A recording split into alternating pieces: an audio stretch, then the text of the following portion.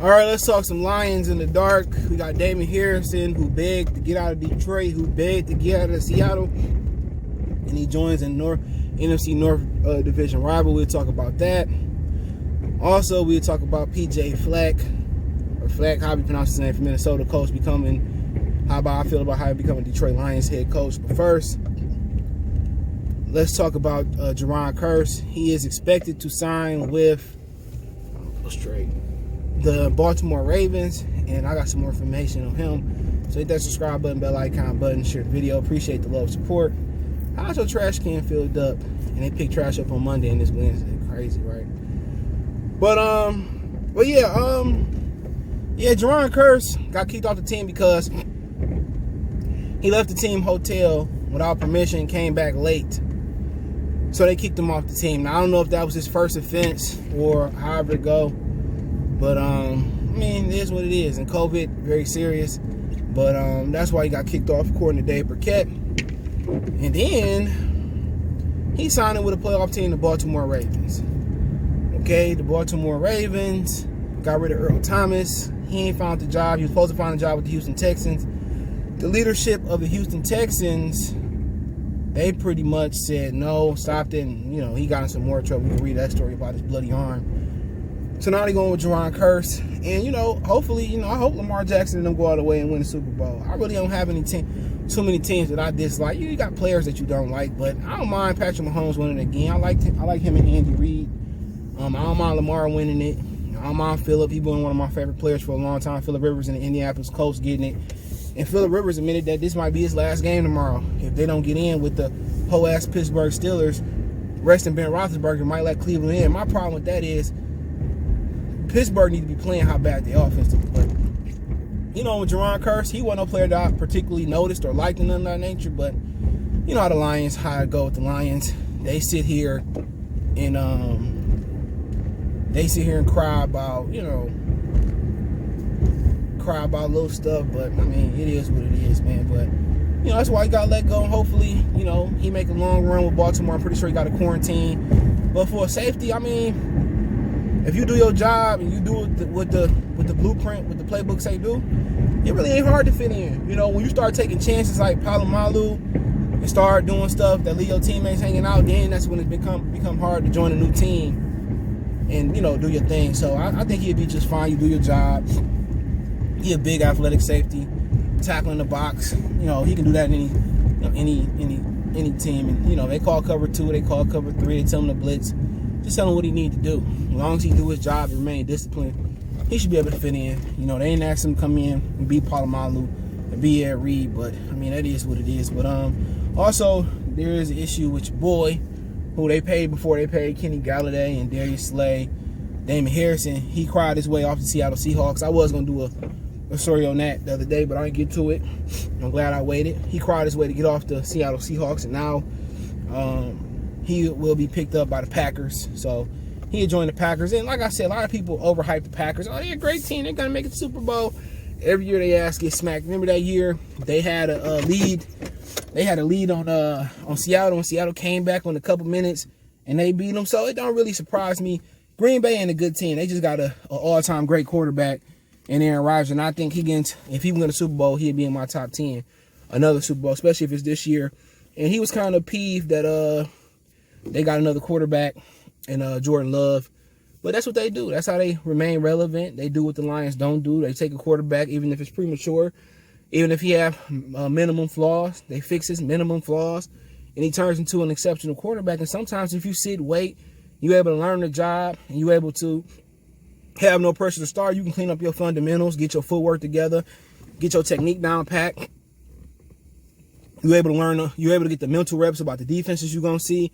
And you end up working hard. You're hungry when you sit behind. I think the Packers tradition of having quarterbacks sit behind other quarter, I think it's the right thing to do. It's the most important position, but it's the most disrespected position because cities and teams like Detroit Lions, they don't want to pressure. They don't have no pressure on their starting quarterback. Look here, if I bring in Joe Blow and he better than you at quarterback, then you don't need to be the quarterback. Sometimes healthy competition is good. And even toxic competition is pretty good to get the most out of him. Remember, Brett Favre said he refused to basically tutor He refused to tutor Aaron Rodgers, and that toxic relationship probably brought the best out of Aaron Rodgers. You know what I'm saying? It had to bring the best out of him. But he was able to sit down, get his technique. Remember when he came from that Ted Thompson, whatever, the coach he came from Cal, where they held the ball this high. They was able to clean up his technique, get his footwork together, and brought the best stuff out of him. But, the Packers, Damon Harrison ain't going to say the Packers. He was on the practice team for Seattle for a while, probably to get in shape. He done. When the Giants let him go, he was done. He no longer that guy that can eat up and be a space eater and plug. He's a rotational guy. And the thing about him, when he ain't exceptional at stopping the run, he don't offer nothing else. He don't get out there and rush the passer, none of that. You looking at Dominic Sue, let's say he fell off a little bit with with Tampa Bay, but then again, he's still excellent at stopping the run. So pretty much that's the difference. Damon Harrison is a plugger. He's a two-gapper. He plugged, but at the end of the day, when he lost that talent, he got, to really plug, what else can he offer? Just advice on how to play this and how to do this. I mean, probably people going to point to Detroit being the downfall of his career, but with New York, Giants already, he played for the Jets too, but Giants getting rid of him. That was the end, The Lions seen that with Nada. You got Nada. He was at the end of his career. He did well stop and run until he got injured.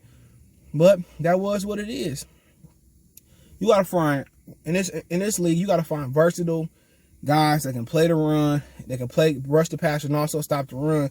And that was the beautiful thing about Ndamukong Suh. He can get after the passer and rush and stop the run. But the Lions, under y'all guy Bob Quinn, didn't really value the front four, the front seven. And that's what makes it beautiful when you got guys like Ndamukong Suh that can get after it. Gerald McCoy, Aaron Donald, which we should have had Aaron Donald. But according to the ex-defensive line coach, he was too small. He wasn't big enough. Who gives a fuck how big you are as a defensive man? Now, if you're coming in at 5'9", 5'8", I get it. But the pass up on Aaron Donald lets you know everything you need to know about the Detroit Lions. This dude was a generational talent. And think about it. I don't want to go back in the past talking about former Lions defensive tackles or who could have been Lions defensive tackles. They declined a fifth-year option on Nick Fairley. They knew they couldn't come to an agreement to pay Ndamukong Suh. But once again, they can take a tight end. If you ever see a Lions GM take a tight end in their tenure, which they haven't won shit, he a bad GM. So if the GM come in next year and take a tight end, they might as well fire him right then and right there. Here and now. In my Luther voice, might as well fire him. It's all about, they should have took Devin Bush. They ain't take Devin Bush. Took Aaron Donald. They ain't take Aaron Donald. They took Charles Rodgers. Should have took DeMarcus Ware. But that's better for DeMarcus Ware career that they didn't take him. But it's easy, bro. They just don't value defensive front sevens. Sorry, I don't know what Bigsby popped up for. They don't value him. But I mean, it is what it is. But should have took Aaron Donald. They should have took Devin Bush the year they took T.J. Hockenson.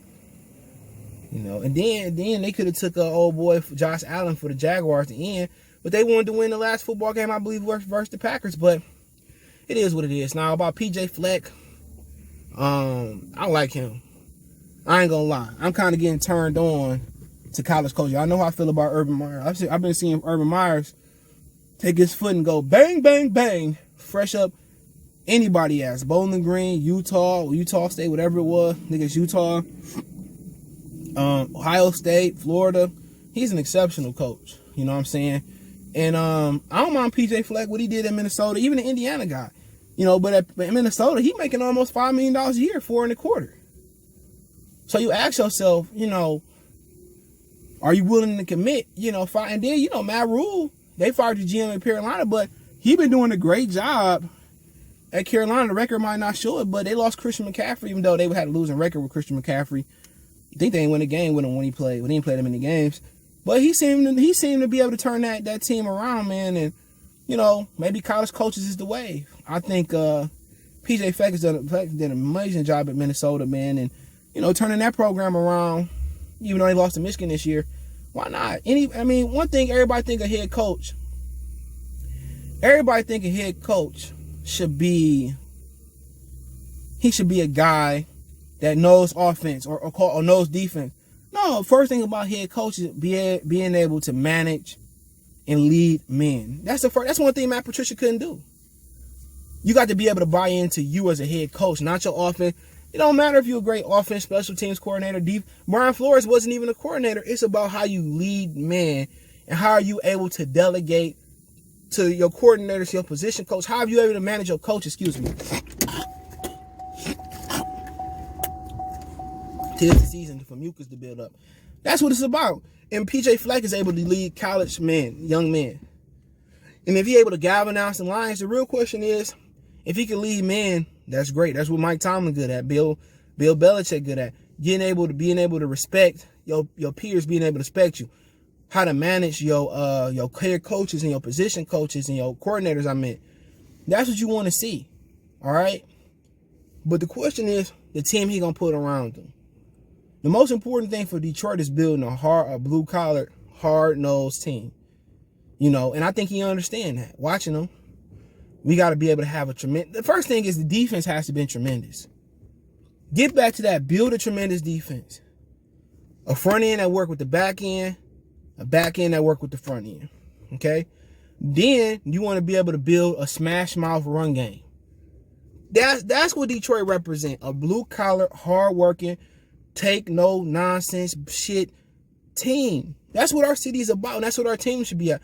Our team should be built like the Steelers, like the Ravens, like the New England Patriots. Our team should be built hard ass, take no shit. 85 Bears. That's what Detroit is about. A defense who get after it. A defense who is nasty. A team who able to impose their will with they 5 down linemen, they tight ends, and able to really run it down your throat. That's at the essence of the foundation. That's what we need. We need a hard-ass coach. We need a tremendous coach that understands that. And I think PJ Fleck can lead young men. The question is, can he lead old men? But I'm open to seeing what he got. But obviously, Martha's looking for experience. But, you know, he able to get guys to buy in. He able to recruit young guys like Antoine Winfield Jr., who doing well with Tampa Bay. I like PJ Fleck. You know, if they talking about, we need experienced coach, I know where my allegiance lie to when you talking about experienced coaches. Marvin Lewis, you know, but that's just my opinion, man. But hey, let me know what you guys think. Don't forget, we on Facebook, Instagram, Twitter. You can reach out anytime if you have a business question, inquiry, sponsor, video request, or you just want to chop it up. You want to advertise your business on the channel. You want to make a donation to the channel. Best way to donate, share the video, hit that subscribe button, bell icon button. The Cash App, CJ Good 313. That's in the description. PayPal link in the description. All those links there, man. But let me know what you think in the comment section. And also, if you haven't heard, I'm looking for some people to start a podcast with. Preferably, I'm looking for a boy or girl, 2 hosts. Preferably, if I should get a third that I really like, that we just gonna talk Detroit sports. It's gonna be a different brand from this channel. Gonna talk Detroit sports and current news going around the city of Detroit and the great state of Michigan. I haven't thought of a name, so hopefully, if you're interested, if you got a vlog portfolio, don't matter if you got YouTube or not, if you go live on Instagram or Facebook or whatever, I'm looking for some people. And when we monetize, we talk about equipment and stuff. You know, I see if I can get you a microphone if you can't get it and all that stuff and headphones and all that type of stuff. So, you know, that's what we talking about. And we start making money. Cut you guys in. We talk about percentage. But yeah, I'm looking for those people, man. Totally different from this channel. And I'm trying to lock up the D, so I'm trying to lock up the M. But let me know what you guys think. Don't forget, we on Facebook, Instagram, Twitter once again. Hit me up there one time for the one time. We gonna